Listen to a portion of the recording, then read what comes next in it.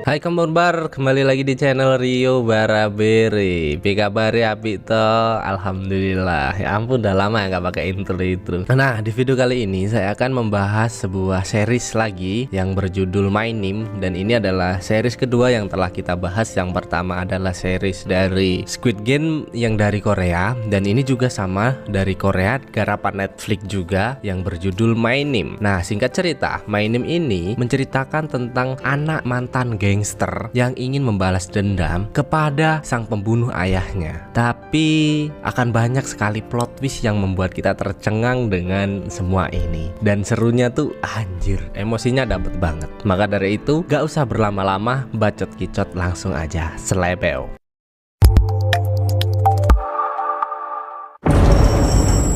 Film berfokus pada seorang gadis bernama Yeon Ji-woo. Berdasarkan buku sejarah yang saya baca, Yeon Ji-woo ini mempunyai seorang ayah bernama Yeon Dong-hon yang berprofesi sebagai pengepul narkoboy. Oleh karena itu, Ji-woo selalu diikuti ladusing kemanapun ia pergi. Bahkan ia juga selalu dikucilkan dengan teman-teman sekelasnya. Tak hanya itu, karena banyaknya laporan dari wali murid yang tak senang anaknya bergaul dengan anak pengedar, guru BP pun memanggilnya dan memberitahu bahwa Ji-woo akan dikeluarkan dari sekolah. Ji-woo yang tak bisa berbuat banyak pun hanya bisa pasrah dengan keadaan ini. Saat Ji-woo kembali ke kelas, teman-teman sekelas kembali membulinya. Ji-woo yang sudah muak menahan segala amarahnya tanpa berpikir panjang, Ji-woo pun menghajar semua teman-teman yang telah membulinya selama ini, termasuk mbak-mbak semok ini.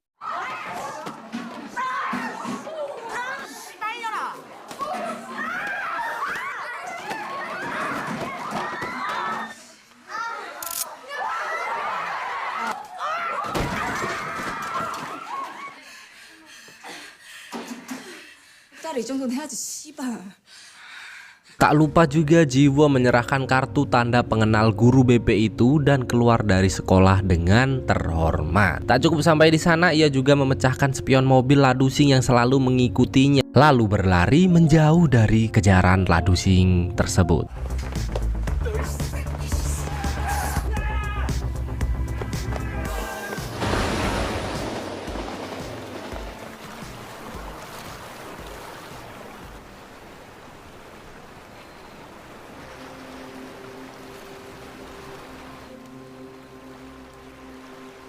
Malam pun tiba. Saat Ji-woo kembali ke apartemen, terlihat kotak kecil di depan pintunya. Namun Ji-woo yang masih kalang kabut tak terlalu memperdulikan hal itu. Hingga tak berselang lama, ponsel Ji-woo terus berdering. Ternyata itu adalah telepon dari sang ayah yang memberitahu bahwa ia telah memberi hadiah untuk hari ulang tahunnya. Ya, kotak di depan pintu itu adalah kado ulang tahun dari sang ayah tercinta. Tak lupa, Dong-hun juga meminta maaf karena tak bisa menemani Ji-woo di hari spesialnya ini. Namun bukannya senang, Ji-woo malah semakin kesal. Ia meluapkan semua emosinya lewat ponsel itu. Ji-woo mengatakan bahwa gara-gara Dong-hun ia dikucilkan oleh teman-temannya. Aku gak punya teman gara-gara kamu. Bahkan sampai ia dikeluarkan dari sekolah cuman gara-gara sang ayah. Ji-woo juga mengatakan dengan tegas menganggap ayahnya telah mati dan jangan pernah kembali. Mendengar hal itu, Dong-hun tentu saja shock, sakit hati, takut kehilangan sang anak tercinta. Ia semakin merasa bersalah dan berjanji akan memperbaiki semuanya. Dong-hun yang khawatir dengan putrinya pun memutuskan untuk pulang walaupun dia sedang dalam pencarian polisi.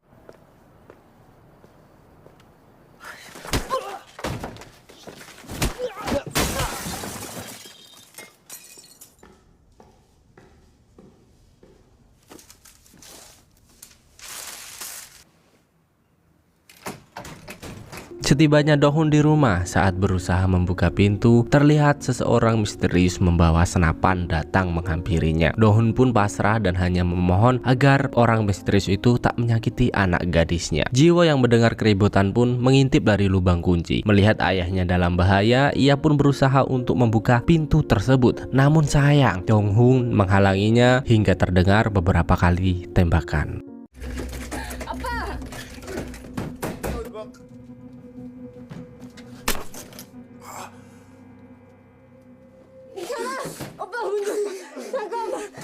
아빠가 괜찮아. 다 내 잘못이지 뭐. 아니야. Di detik-detik Donghun meninggal, ia menyempatkan untuk meminta maaf ke putrinya tersebut. Dengan terjadinya hal itu, tentu Jiwo sangatlah amat sedih. Sekian lama ayahnya tak pulang dan kini pulang hanya mengantarkan nyawa.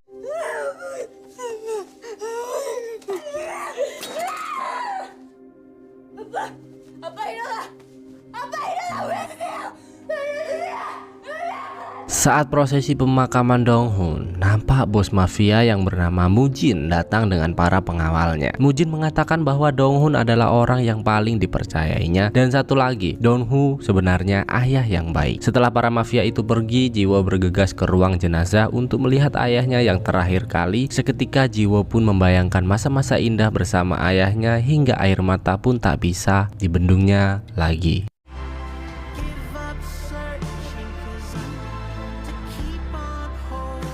Hari terus berlalu, nampak Jiwo datang ke kantor Ladusing untuk protes mengapa kasus kematian ayahnya ditutup-tutupi. Dengan barang bukti yang cukup, sebenarnya kasus kematian ini sangat mudah untuk diselidiki. Namun apa coba tebak? Ladusing malah menyalahkan Donghun. Donghun yang sudah menjadi buron sejak lama. Jika ia mau menyerahkan diri, pasti ia sekarang masih hidup. Jiwo pun kembali ke apartemennya dan meratapi kenyataan yang begitu pahit ini. Hingga tiba terdengar ketukan pintu dari luar. Jiwo yang penasaran pun mengintipnya dari lubang kunci. Betapa kaget dan takutnya Jiwo saat melihat orang yang membunuh ayahnya datang menggunakan jubah.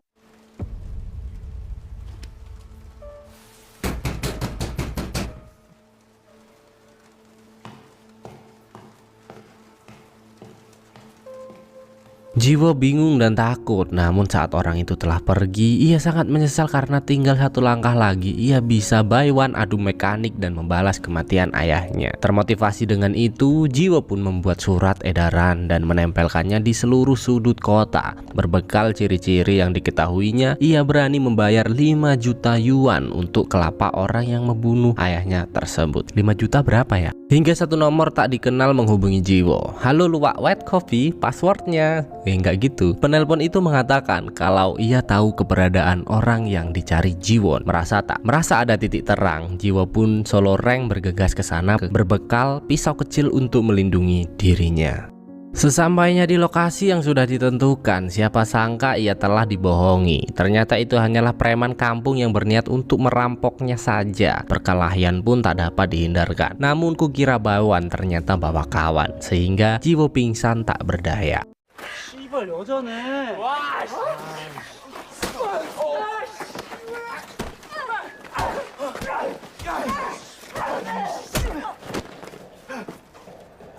Saat Jiwo tersadar, ia telah berada di bagasi mobil preman kampung tersebut dengan kondisi tangan yang terikat. Dan juga terdengar suara keributan dari luar yang ternyata itu adalah Mujin datang untuk menyelamatkannya.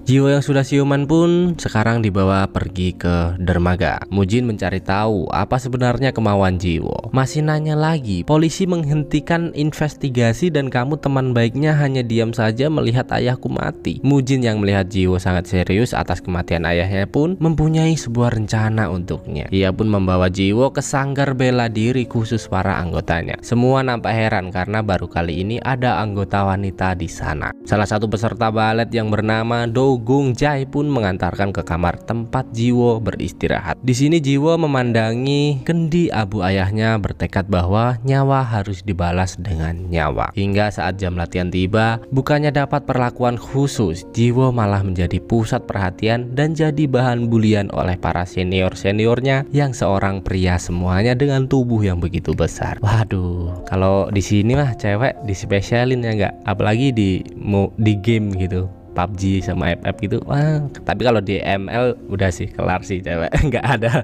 Auto dibacotin gitu aja.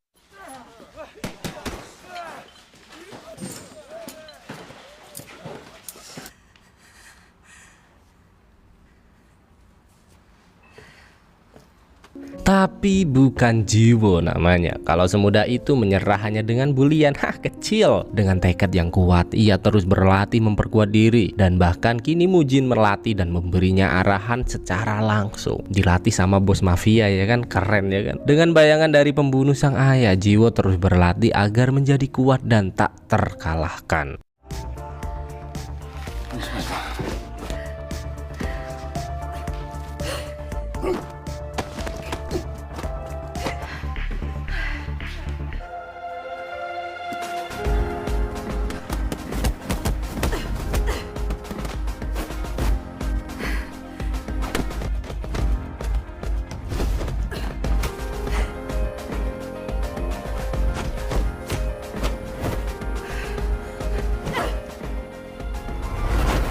Hingga tibalah hari kelulusan untuk mereka semua. Mereka dapat berpartisipasi dalam fight ini. Land of Dawn sudah siap untuk arena mereka bertanding. Siapa sangka kemampuan Jiwo meningkat begitu pesat dan dengan lincah menghadapi pesaing-pesaingnya yang bertubuh besar.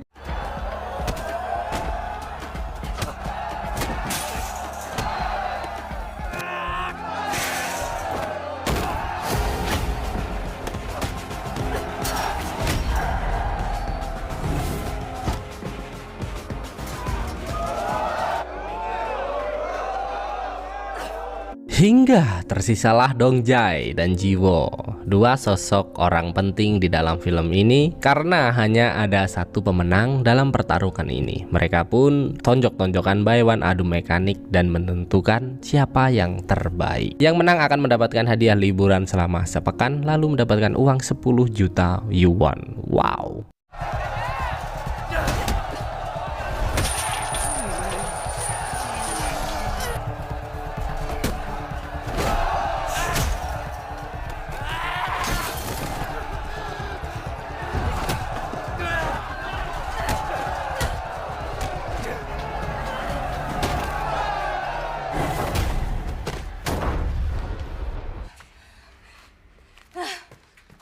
Dan benar saja, di mana-mana namanya pemeran utama pasti menang lah ya, nggak mungkin dia kalah. Dengan serangan telak dari Jiwo, akhirnya Dongjai pun pingsan terkapar dan Mujin datang menyatakan bahwa Jiwo adalah pemenangnya.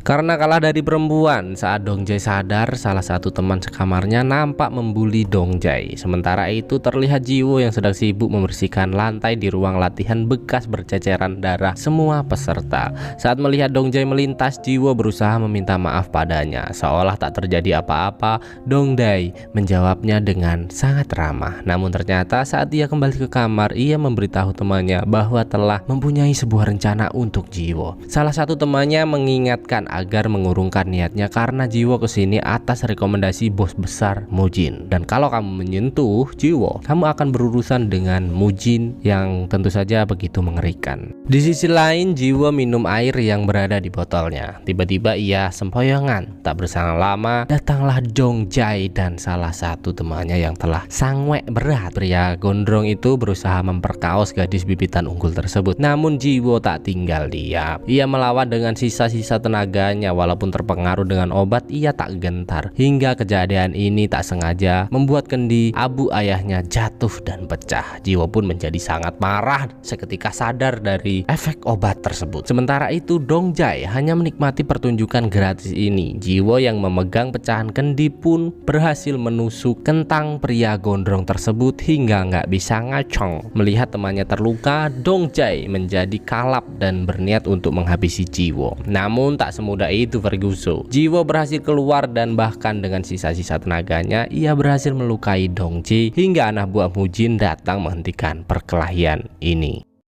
Atas kejadian ini Dongjai pun berhadapan dengan Mujin. Nampak Dongjai berusaha minta maaf, namun seperti yang kita tahu bahwa Jiwo kesini atas perintahnya dan ia sangat marah ada orang yang berani mengganggunya. Mujin pun menyayat muka pria tersebut.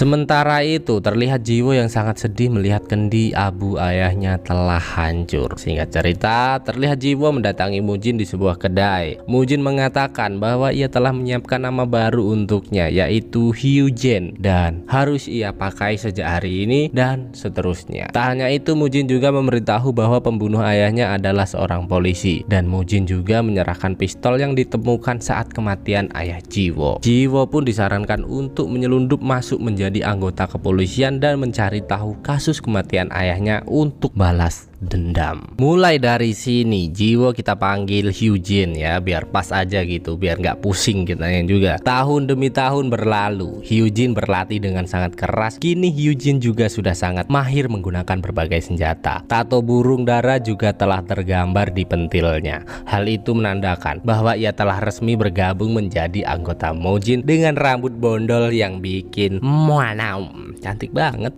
Dan kini Hyujin juga telah berhasil menjadi anggota Ladusing. Seperti biasa, Hyujin melakukan tugas-tugasnya sebagai polisi dengan baik. Kali ini ia sedang menjalankan sebuah misi untuk menangkap gembong narkoboy di sebuah diskotik. Berhubung Hyujin adalah wanita yang baik, ia tetap menyelamatkan gadis yang telah overdosis itu. Oke, lanjut. Dari balik kaca, Hyujin melihat transaksi haram itu. Dengan cepat Hyujin pun memecahkan kaca dan menghajar pengepul-pengepul narkoboy tersebut. Namun tidak dengan pria ini, ia terlihat sangat tenang, bahkan ia ikut menghajar para pengepul narkoboy di sana. Siapa dia? Dan ternyata inilah awal pertemuan Hyujin dengan John Pildu Ladusing yang telah menyamar lama sebagai pengepul narkoboy untuk memberantas sampai ke akar-akarnya. Hyujin dan Join pun mengenalkan kesatuannya masing-masing. Hyujin yang berniat membawa orang itu malah dimarahinya karena Join beranggapan bahwa Hyujin telah mengacaukan rencana yang telah disusun secara rapi selama 6 bulan terakhir. Akhirnya Hyujin pun pergi meninggalkannya. Singkat cerita, atas keberhasilan penangkapan pengepul narkoboy kemarin, ia disuruh datang untuk menghadapi Kelapa Ladusing. Dan saat Hyujin pertama kali bertemu dengan pria parubaya itu, ia langsung terbayang wajah pembunuh ayahnya dulu. Brengosan kumisan, ya. Singkat cerita, Hyujin pergi menemui Mujin dan memberitahu bahwa ia telah mengetahui siapa pembunuh ayahnya. Seketika Mujin pun teringat masa lalunya dulu saat berjuang dengan ayah Hyujin.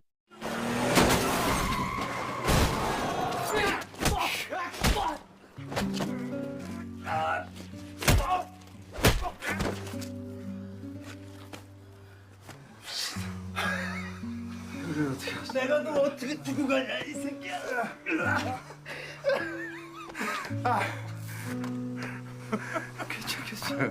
Mujin pun menyerahkan sebuah pisau dan berjanji kepada Hyujin bahwa apapun yang terjadi, organisasi pasti akan membelanya. Singkat cerita, terlihat Mas Join yang sedang menginterogasi tangkapannya kemarin, memperlihatkan sebuah foto dan menyebut nama Manggu. Setelah mendapat informasi, Join pun keluar untuk menemui atasannya. Namun siapa sangka Hyujin yang diangkat sebagai Ladusing kasat narkoboy telah berada di sana dan satu ruangan dengannya. John merasa keberatan mendapat rekan baru perempuan di sini karena menurutnya itu akan menjadi beban saat bertugas. Untuk membuktikan kemampuan Hyujin, ia pun diajak untuk menangkap seseorang bernama Manggu tadi. Sesampainya di lokasi yang telah ditentukan, Hyujin pun masuk sendiri ke dalam dan Join hanya menunggu di dalam mobil. Namun siapa sangka tersaji penjaga yang sangat kuat di sana dan Hyujin pun harus menghadapinya terlebih dahulu.